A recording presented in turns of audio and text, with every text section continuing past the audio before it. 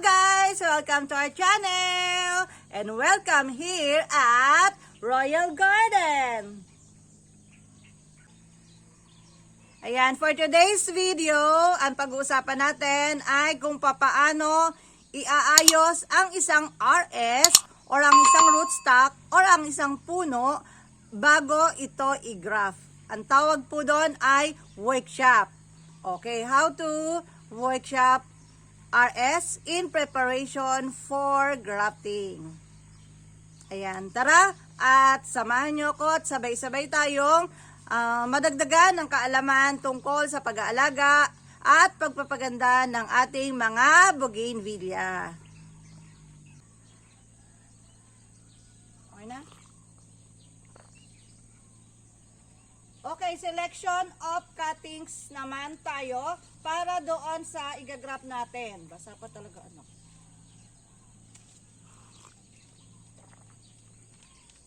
Ayan, arancione.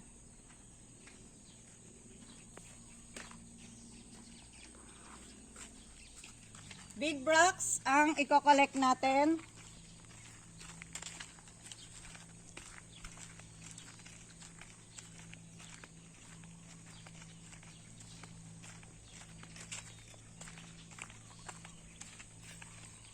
Tapos to, flame opal, masipag itong mag-flower.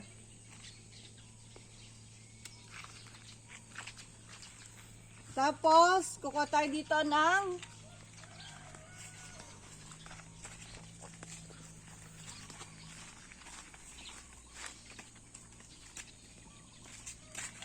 ito, Angus Gold.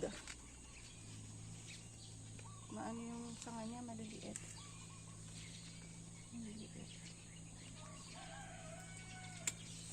Yan, Angus Gold.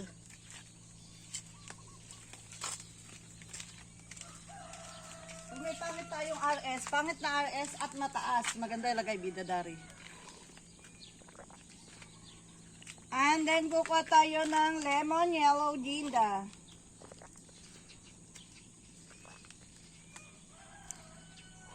Oh. Ayun o, dinig mo yan. Falcon. Ano? Nagpupugad dyan sa taas. Saan? Sa likod nila, Tata Nestor. Falcon? Ano yun? Parang maliit na species ng eagle. Kukuha pa ako doon yellow.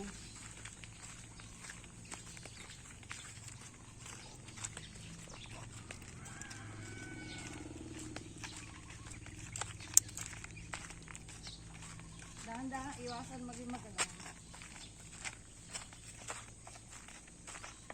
Ay, dun pala.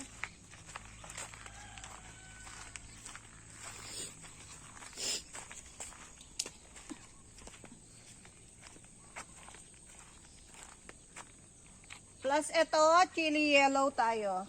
Chili yellow.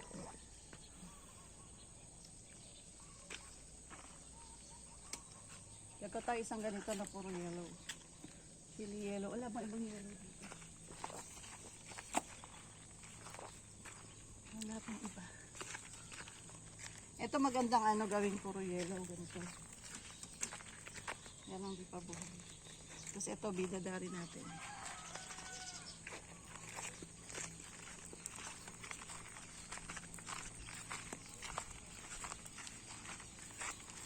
Yellow na makapuno.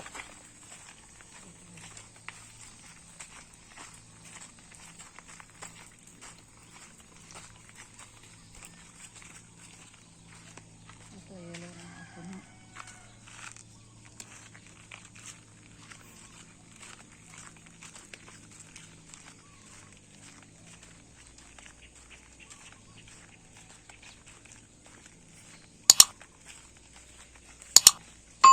Doon, yellow wonder.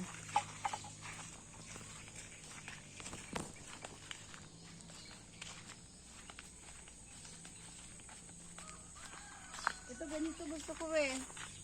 Magagawa mo ba to? Watermelon punch. Next time. Nakabuhay na yata ako yun. Ewan ko lang kung saan. Chili orange. Ito pala chili orange o magandang isama sa chili yellow, chili red, chili orange. Para sa chili. Yellow marble. Meron ba nun? Saan? Ito yung sinasabi ko, yellow wonder. Oh, ganda, diba? Yellow wonder.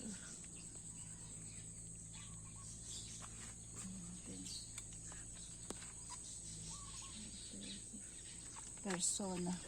Dito meron akong yellow marble dito.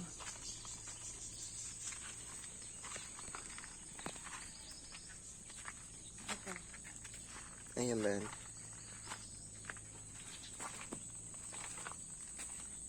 Ay, yellow fantasy. Pwede na to? Yellow din naman yun. Alam ko nandito yun eh. Yellow marble. Saan wala? Ayun.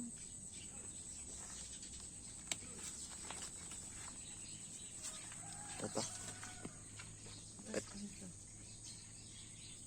Lemon yellow. Meron na tayo ng lemon yellow. Yellow marble. Meron ako dito na. Mas perak. Ito mabulaklak. Yellow. YS. Yellow marble ako dito eh.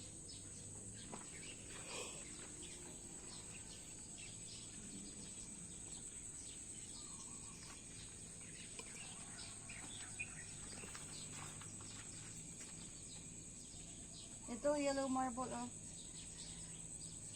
Parang pale yung kulay. Eh, lipas na eh. Mature. Ito rin, oh, yellow marble. Ano to? Watermelon punch. Kaya pala watermelon kakulay ng pakwan. Gumawa tayo nito, ah. Maganda to. Hmm. Masipag pong mag-flower yellow punch. Ano? Watermelon punch. Hindi na kung hanap pa kung yellow dito. Ito rin maganda, oh.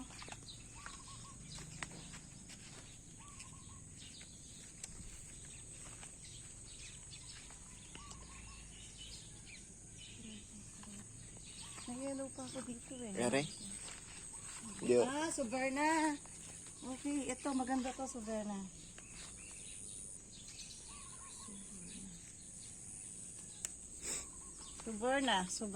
Suverna. Mas July gold. Yellow na yellow talaga eh. Ito ba? Hindi ba ito yellow? Ito. Yellow din, pero tinan mo humahaba yung sanga niya. Pangit siya sa grafted pagka ganyan puro sanga. Hindi siya magandang pang graft. Mas ano yung sanga niya. Ito gagawa tayo nito, ha, purple. Ayaw mo-focus. Purple. Mahara purple.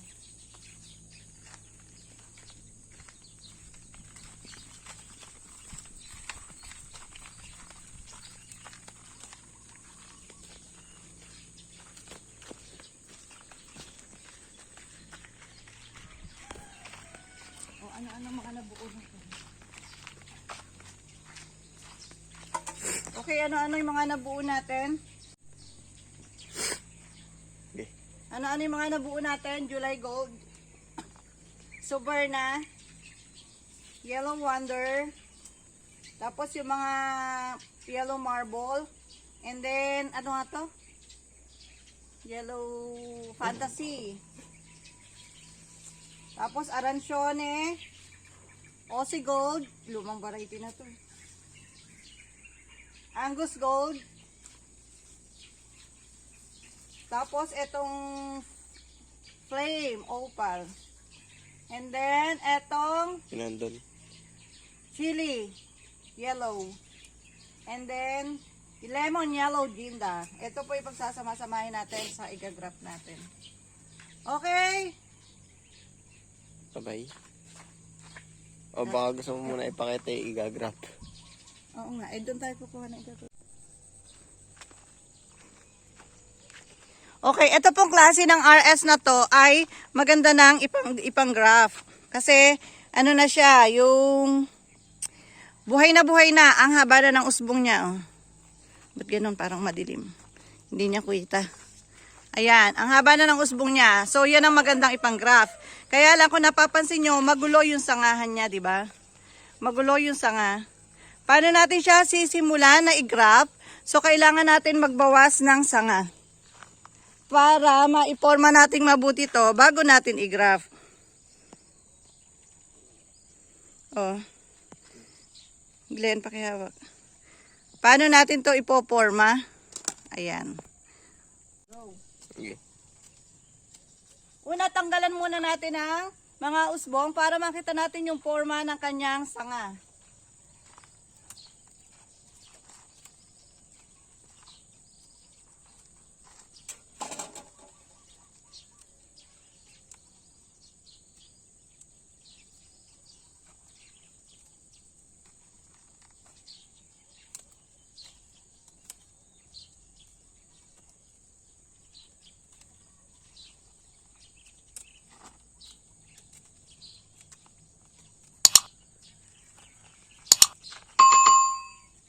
Ayan, di ba lumilitaw na ang forma niya?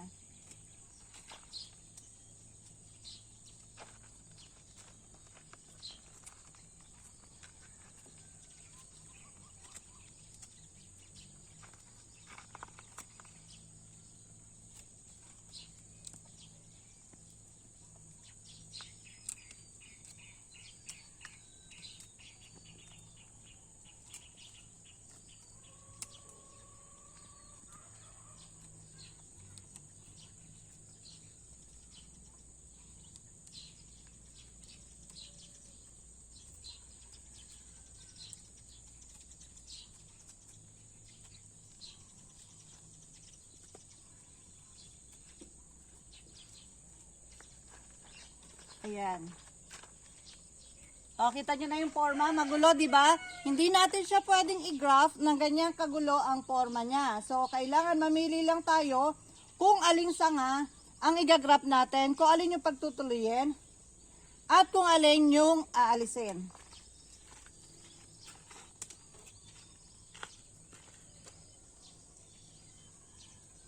Okay, as per my experience po, etong sanga na to, alam ba tayo maganda-gandang lagari natin may itsura doon. As per my experience po, yung ganitong sanga, pag ganitong maliit na, tapos mahaba na ganyan, mahirap na siyang buhayan. So, okay lang siyang mahaba kung medyo mataba. Pero ganitong payat, mahirap. So, ikakat na natin dito.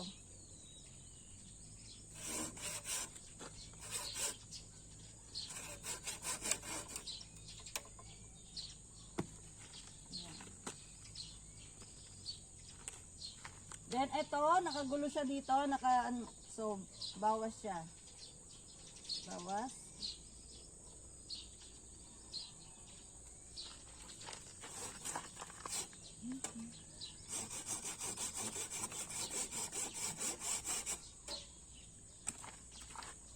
Ayan.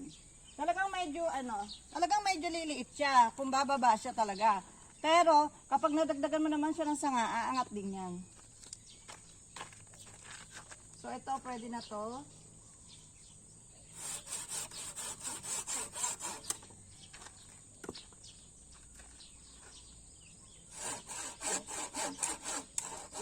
So, ito, inalis ko na to, payat kasi ano to, patay.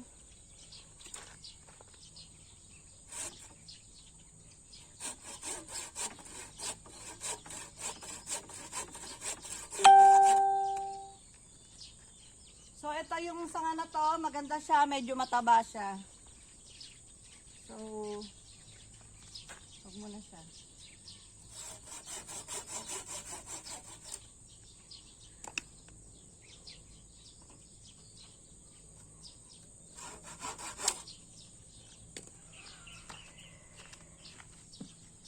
Ipatay siya.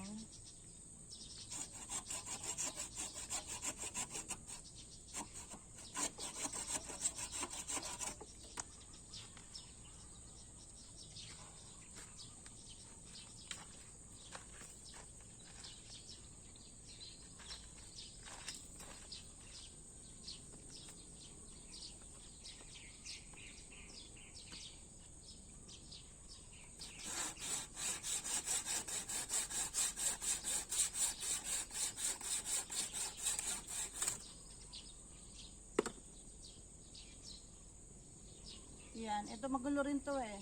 Magulo patunog mo. Ako na. Medyo mahirap lagarin. Saka ito, medyo ibaba mo dito.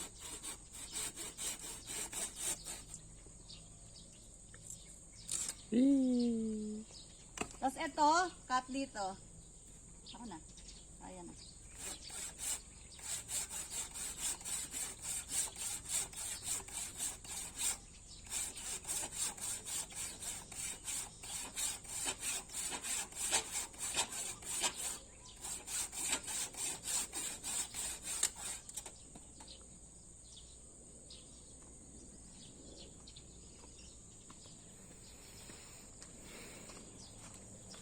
Kaya inaalis natin to kasi magulo.